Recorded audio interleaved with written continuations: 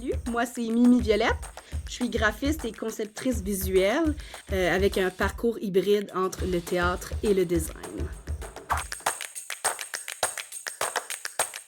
Le projet pour lequel j'ai remporté le prix s'intitule L'horloge parlante. C'est une nouvelle création de Corinne Sauvé, qui est une bonne amie à moi. En fait, on a étudié les deux en théâtre. L'horloge parlante, c'est, si je peux faire un résumé très, très concis, c'est Corinne va utiliser la métaphore du trou noir pour parler d'enjeux concernant les cycles de l'abus et aussi le point de non-retour. Donc, puis moi, ben, je vais faire la conception visuelle. Plus spécifiquement, je vais faire ce qu'on dit en bon français, le motion design, donc l'animation de visuels qui vont venir nourrir la narrative dans le fond de l'histoire, puisque le personnage en question qui s'en va comme dans ce trou noir-là, ben il parle pas vraiment.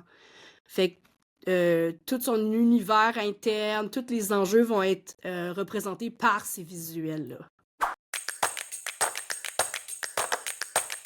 Le prix, il est fait pour me permettre de vraiment explorer les différentes façons qu'on peut faire ces animations-là. J'ai tout mon bagage d'artiste, mais j'ai besoin d'opportunités pour vraiment m'asseoir puis explorer cet aspect-là du design dans un contexte de performance, de créer des animations. Fait que le projet, il rend vraiment ça possible. C'est merveilleux parce que sinon, on aurait été vraiment sur un petit budget, dans des contraintes de temps vraiment serrées.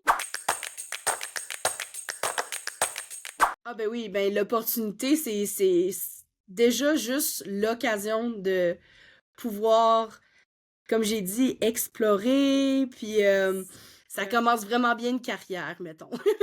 Fait que oui, tu sais, ça va avoir un impact dans le sens que, ben, au niveau du projet lui-même, ben, on va avoir des meilleurs premiers brouillons, premiers jets à présenter.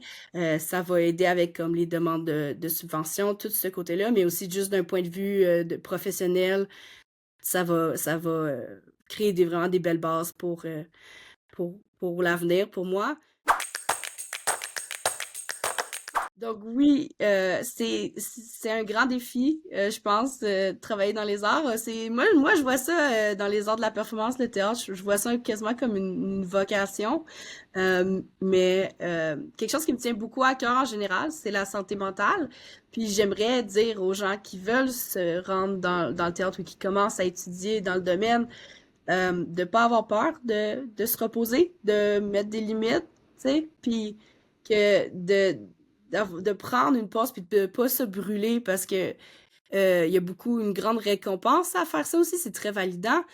On le fait parce qu'on aime ça, on le fait parce que c'est notre destinée des fois, mais ça veut pas dire qu'on n'a pas le droit de dormir. Donc oui, j'aimerais remercier la Fondation pour l'avancement du théâtre francophone au Canada pour ce prix spécial. C'est encore une fois vraiment validant de recevoir cette reconnaissance des pairs-là puis ce soutien-là qui va avoir un impact énorme, mais pas juste sur moi, mais aussi qui a un impact sur la communauté. On a besoin de concepteurs et conceptrices. On en a besoin dans le milieu du théâtre. Donc, c'est vraiment un honneur là, d'être considéré comme tel, puis soutenu là-dedans.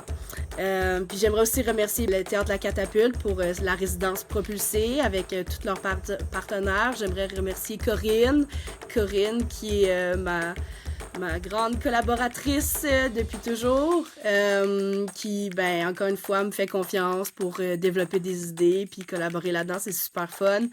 Et Isabelle Barteillac, qui est la directrice artistique du Théâtre de la Catapulte, c'est super le fun.